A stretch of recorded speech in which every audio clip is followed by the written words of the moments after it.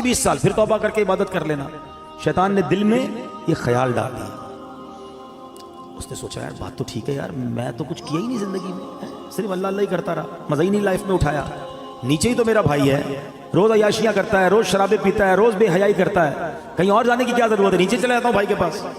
اللہ کی کرنی دیکھو کہ جو نیچے والا بھائی تھا اس کے دل میں خیال آیا کہ یار کب تک گناہ کرے گا, اتنی شرابیں, اتنی بے حیائیاں, اتنی بدکاریاں, مرنا نہیں تجھے, توبہ کر. دل میں خیال آیا, کہتا ایک میرا بھائی ہے اوپر, جب دیکھو عبادت ریاضت, چلو کہیں اور نہیں جاتا, اپنے نیک بھائی کے پاس جاتا ہوں, اس کے پاس جا کے اللہ سے معافی مانگتا ہوں. اللہ کی کرنی دیکھیں, یہ گناہگار اپنے کمرے سے نکلتا ہے اوپر جانے کے لیے, اور وہ نیک اپنے کمرے سے نکلتا ہے نیچے آنے کے لیے. جب وہ سیڑھی پہ آتا ہے نا اوپر والا, اس کا پیر پھسلتا ہے, لڑکتا ہوا نیچے والے بھائی پہ گرتا ہے, دونوں بھائی نیچے گرتے ہیں, دونوں کا انتقال ہو جاتا ہے. اب پتہ ہے فیصلہ کیا ہوتا ہے؟ اوپر والا گناہ کے لیے چل پڑا تھا, نافرمانی کے لیے چل پڑا تھا, فرمایا اس کی نیکیاں برباد کر دی جاتی ہیں. اور یہ گناہگار توبہ کے لیے چل پڑا تھا, اللہ سے دوستی کرنے چل پڑا تھا, شرمندگی تھی دل میں, فرمایا یہ چلنا جو ہے اس کا اللہ کی بارگاہ میں ایسا قبول ہوا, اس کے سارے گناہ معاف کر دیے جاتے ہیں. ہائے ہائے ہائے, یہ ہے میرے رب کی رحمت.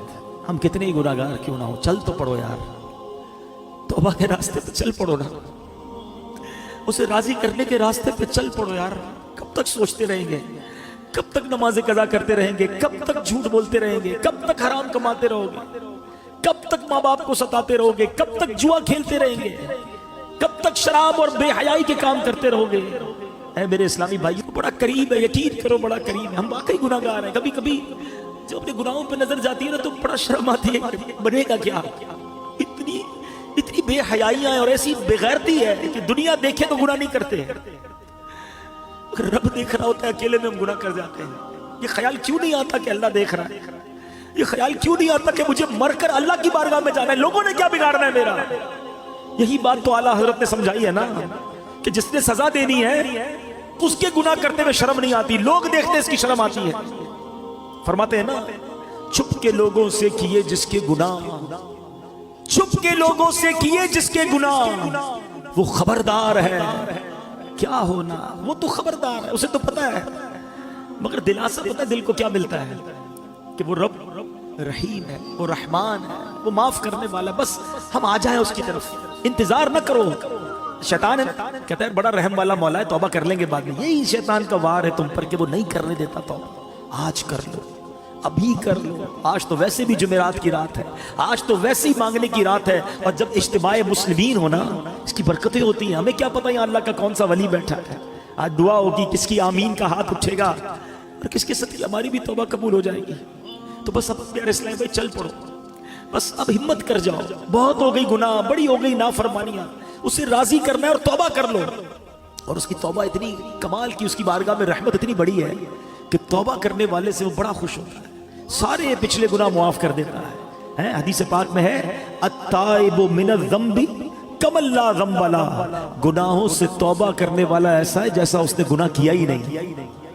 تو پھر کیوں نہ توبہ کریں, پھر کیوں نہ اللہ کی طرف رجوع لے آئے. اب میں یہاں آخر میں اپنے بیان کے آخر میں یہاں یہ بھی بتاتا چلوں کہ جو یہ وسوسہ آتا ہے نا کہ یار موت کو یاد کرنا کیوں ضروری ہے, آؤ میں آپ کو پیارے آقا علیہ الصلوۃ والسلام کی حدیث بھی سناتا ہوں, اور اس کے بعد پھر میں موت کو یاد کرنے کے کچھ فضائل بتاتا ہوں. اللہ کے حبیب علیہ الصلوۃ والسلام جب لوگوں کو موت سے غافل دیکھتے تو دروازے پر تشریف لاتے, دروازے کو 3 مرتبہ ہلاتے اور فرماتے اے لوگو, اے مسلمانوں, تمہارے پاس یقینی موت آئے گی اور وہ اپنے ساتھ وہ کچھ لائے گی جو اس سے لانا ہو. خبردار, ہر کوشش کرنے والے کے لیے ایک انتہا ہے, اور ہر کوشش کرنے والے کی انتہا موت ہے. بس کوئی پہلے جاتا ہے, کوئی بعد میں. حضرت ابن ثابت رحمت اللہ تعالی علیہ فرماتے ہیں ایک مرتبہ بارگاہ رسالت میں صلی اللہ تعالی علیہ وسلم میں ایک بندے کا ذکر ہوا, صحابہ نے اس کی بڑی تعریف کی. اس پر پیارے آقا رسول ہاشمی صلی اللہ تعالی علیہ وسلم نے فرمایا وہ موت کو کیسے یاد کرتا ہے.